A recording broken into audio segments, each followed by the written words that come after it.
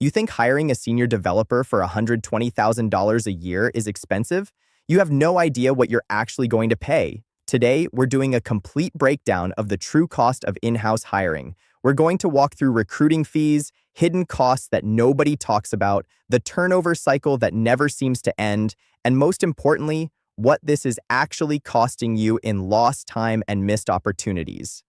The numbers we're going to cover today are going to hurt, but you need to hear them because most founders are making decisions based on completely incomplete information. I'm your host, and joining me is our hiring economics expert who's spent years analyzing what companies actually pay when they build teams in-house. He's seen these numbers firsthand across hundreds of companies, and trust me, what he's about to share is going to change how you think about building your team. This is going to be eye-opening. Stay with us. Thanks for having me. Here's what I tell every founder who asks about hiring costs. That salary number you have in your head, that's just the starting line. In fact, it's only about 60 to 70% of what you'll actually pay when everything is said and done. The rest comes in all these hidden places that nobody talks about until you're already committed and the money is already going out the door. I'm talking about recruiting fees, benefits, taxes, equipment, overhead, the time cost of hiring itself, which most founders never calculate. It all adds up incredibly fast. And the crazy part is most founders don't calculate any of this before they post that job. They see a $120,000 salary, they budget maybe $130,000, thinking they're being conservative, and then 6 months later they're wondering where all their money went and why their runway is disappearing so much faster than they projected. This is one of those hidden killers of startups that nobody really talks about openly. So let's start at the very beginning and walk through this step by step. I post a job for a senior developer at $120,000 salary. That's my budget, right? That's what I'm planning to spend annually for this role. I've done my financial projections. I've looked at what the market pays. I feel good about this number. Am I wrong? You're not just wrong, you're dangerously wrong. That $120,000, that's just the base salary. First, you've got to actually find someone. Recruiting fees alone are typically 20 to 25% of the first year's salary, which means you're paying $25,000 to $30,000 just to source and screen candidates. And that's if you use a quality recruiter.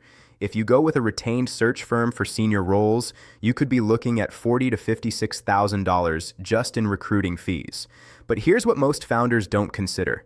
If you try to do it yourself to save that money, you're now spending 3 to 6 months of your own time posting jobs, reviewing hundreds of resumes, conducting countless phone screens, scheduling interviews, negotiating offers. And as a founder, your time is worth a lot more than a $30,000 recruiting fee. Every hour you spend recruiting is an hour you're not building your product, talking to customers, or raising money. So before you've even hired someone, you're out $25,000 to $56,000 in fees or 3 to 6 months of your most valuable resource, your time. So before they even start their first day, I'm out potentially $50,000 in recruiting fees, plus 3 to 6 months of my time spent on hiring instead of building. That's painful, but okay. Let's say I accept that. I pay the fees, I put in the time, I've got my developer hired. Now I'm paying $120,000 a year in salary, correct? We're done with hidden costs now, right? We're just getting started, and this is where most founders get really surprised. Now come the hidden costs that nobody mentions during the hiring process. Health insurance, dental, vision, life insurance, payroll taxes, Social Security, Medicare, unemployment insurance, workers' compensation, retirement matching if you offer a 401k, disability insurance in some states. All of this adds another 25 to 35% on top of that base salary. So that $120,000 developer, you're actually writing checks for $150,000 to $162,000 in cash compensation alone. That's before they've written a single line of code that adds value to your business. And these aren't optional costs. You can't skip payroll taxes or workers' comp. This is the legally required cost of employing someone in addition to their salary. Yet somehow, most founders never include this in their hiring calculations. Wait, So I'm at $162,000 in actual compensation costs, and I haven't even bought them a laptop yet. I haven't set up their workspace. I haven't given them any tools to actually do their job. All of that costs money too, doesn't it? Exactly. And these costs add up faster than most people expect. You're looking at a $2,000 to $3,000 MacBook Pro for a serious developer. They'll want at least two high-quality monitors. That's another $600 to $1,000 for decent displays. A good standing desk or quality traditional desk, an ergonomic chair because they're going to be sitting for 8 to 10 hours a day, that's another $1,000 to $1,500 minimum. Keyboard, mouse, headset for calls, maybe a webcam. You're easily at $5,000 just for the initial hardware setup. But that's not even the recurring costs. You've got software licenses, IDE subscriptions, design tools like Figma or Adobe products, project management software like Jira or Linear, communication platforms like Slack or Microsoft Teams, developer tools, GitHub Copilot or similar AI assistants. That's hundreds of dollars per month in recurring subscription costs. Then there's cloud infrastructure for development and testing environments, AWS, Google Cloud, Azure. All of this adds up incredibly fast depending on what you're building. Okay, so $5,000 in hardware setup, but that's a one-time cost, right? I buy the equipment once and we're done. That feels manageable. The hardware is one time, but everything else keeps coming. Cloud infrastructure for development and testing environments, that's $3,000 to $5,000 per year minimum, and it scales up as your application grows. AWS, Google Cloud, Azure, none of this is cheap, especially if you need multiple environments for development, staging, and testing. But here's the cost many founders completely forget until they're already committed: the physical space. If you're renting office space, you need to factor in the cost per square foot for each employee. A desk, a chair, some meeting room allocation, common space like kitchen and bathroom areas, utilities, insurance on the space. You're easily at another $5,000 to $10,000 per year in overhead just for the physical space they occupy. And this is assuming you already have office space. If you're getting office space specifically to hire in-house instead of being remote first, now you're looking at leases, furniture for the entire office, build-out costs, security, insurance, utilities, internet. It becomes an enormous fixed cost that you're now locked into, regardless of how your business is performing. This is getting depressing fast. So let me just ask directly, what's the actual total annual cost for my $120,000 developer when we account for all of this? Give me the real number. All in, you're looking at $175,000 to $190,000 per year for that $120,000 developer, and that's your baseline cost assuming everything goes smoothly. No bonuses, no raises, no equity grants, no unexpected costs. That's just what it costs to have someone show up and do their job. But here's the thing that keeps me up at night when I talk to founders. We haven't even accounted for the most expensive cost of all, which is the time cost. How long did it take you to hire this person? How long before they're actually productive and shipping code that matters? What's the opportunity cost of all that time spent hiring and onboarding instead of building your product and talking to customers?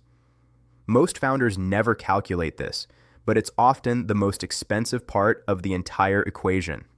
Okay, but here's what I really want to understand. Even at $190,000 per year, if I'm getting great work that helps me build my business and grow revenue, maybe it's worth it. So when do I actually start getting value from this person? When does the ROI kick in? This is where it gets really painful, so bear with me. Walk through the timeline with me. You decide you need to hire someone. You post the job. If you're lucky and the market is good, it takes 3 to 6 months to find and hire someone. Many startups take even longer. Let's assume you're fortunate, and it only takes 3 months. They start their first day. Now what? They need to learn your systems. They need to understand your code base, which probably has some technical debt and no documentation, because that's how startups work. They need to learn your product, your customers, your business model, your processes, your tools. That's another 2 to 3 months before they're truly productive and shipping meaningful work. So from the day you decide to hire, you're looking at 5 to 9 months before you're getting real value from this person. During that entire time, you're paying their salary, you're paying all those costs we talked about, but you're getting zero additional product development.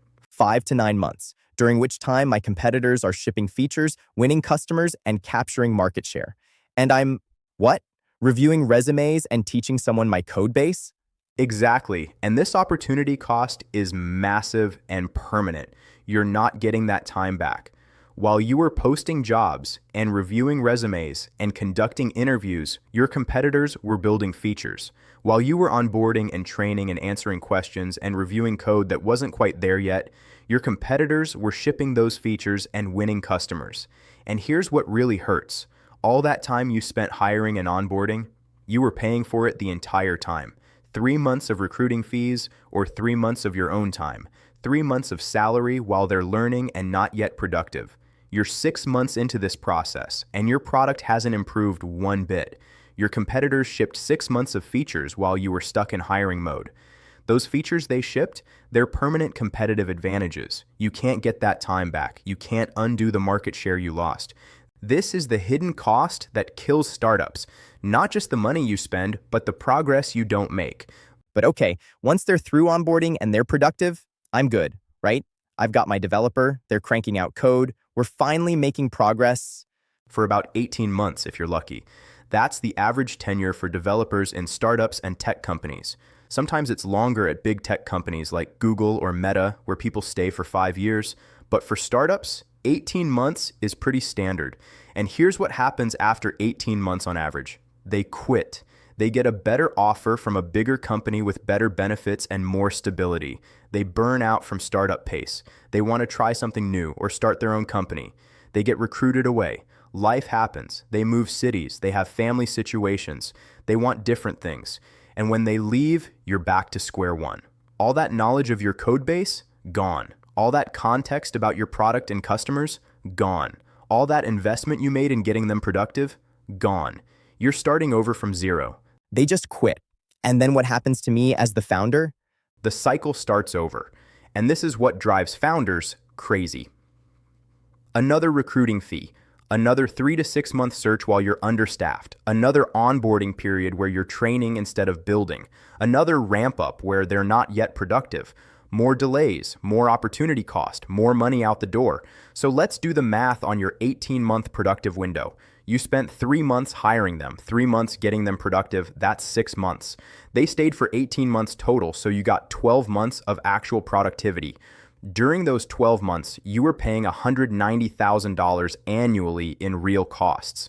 So for this one developer over their entire tenure, you've spent approximately $250,000, probably more when you factor in all the recruiting and ramp-up time. And now they're gone, and you're starting over. So $250,000 for 12 months of work from one developer. And then they leave, and I start the whole cycle over again. Another recruiting fee, another search, more onboarding, more ramp up. Exactly. The cycle never ends. Every 18 months on average, you're back to recruiting. And here's what most founders don't realize until they've lived through this a few times. The cost isn't just what you pay in cash. It's what you lose. The features you didn't ship. The customers you didn't win. The market share you didn't capture. The revenue you didn't generate. The competitive ground you lost to companies who were shipping while you were hiring.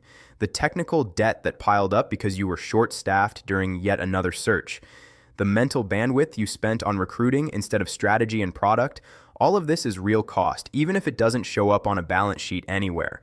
Most founders would be absolutely shocked if they could see a true accounting of what hiring actually costs their company when you factor in all of these dimensions.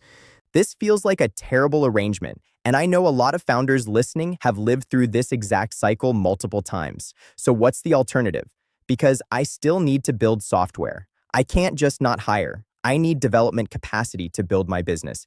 This is where extended development teams come in, and it's a fundamentally different model. Instead of hiring individuals and trying to build a team from scratch, you partner with a complete team that's already working together. We're talking developers, project managers, QA engineers, DevOps support, technical architecture guidance. The entire workflow is already established and functioning. No recruiting fees because the team exists. No onboarding delays because the team already works together and knows how to collaborate. No turnover risk because the same team stays with you for a full 12-month commitment. You're not building a team. You're joining one that already works. So I'm not hiring 5 different people and trying to make them into a team. I'm getting one team that already functions as a unit and knows how to work together. Exactly. And here's what makes this model completely different. You're paying $30,000 to $90,000 per year for the entire team, not per person. Compare that to $250,000 for one in-house hire. You're saving 50 to 70% versus in-house hiring, but you're getting more consistency because the team stays together, more expertise because you're accessing specialists across different domains, and zero management overhead because the team manages itself. The team ships from sprint one, no learning curve, no team building exercises, no getting to know each other's working styles. They just start working on your product immediately. I want to make sure I understand this correctly. With an extended team, I'm getting the same roles I'd have to hire individually. Like if I was building a team in-house, I'd need multiple people, right?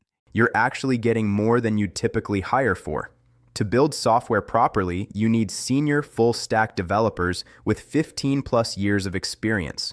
You need project management to keep everything on track and running smoothly. You need QA testing to catch bugs before your users find them. You need DevOps support for deployments and infrastructure. You need technical architecture guidance for the big decisions that will affect your product for years. That's 5 or 6 different roles if you were hiring in-house, and you'd be paying hundreds of thousands of dollars in salaries plus all the overhead we talked about. With an extended team, all of those roles are included, and the team already works together. They know each other's strengths and weaknesses. They have established processes and communication patterns. There's no learning curve. And they're not just random contractors bouncing between gigs. They're actually invested in my success. This is the key difference. We're not contractors who bounce between whatever project pays the most this month. We're your partners for a full 12-month commitment. We're invested in your product working because if it doesn't work, you don't continue with us. Our incentives are completely aligned. Contractors want to bill as many hours as possible. Partners want successful outcomes because that's how we keep clients long-term. When you win, we win. That's a fundamentally different relationship than the typical freelancer or contractor arrangement. We're not trying to maximize hours. We're trying to maximize your success because that's what creates long-term partnerships. So no sick days, no PTO, no employment insurance, no benefits overhead, none of that complexity. None of that applies. You pay one predictable monthly price that includes everything. That's it. $2,500 per month for starter capacity with 20 story points every 2 weeks. $3,700 per month for advanced capacity with 35 story points. $7,500 per month for premium capacity with 45 to 50 story points.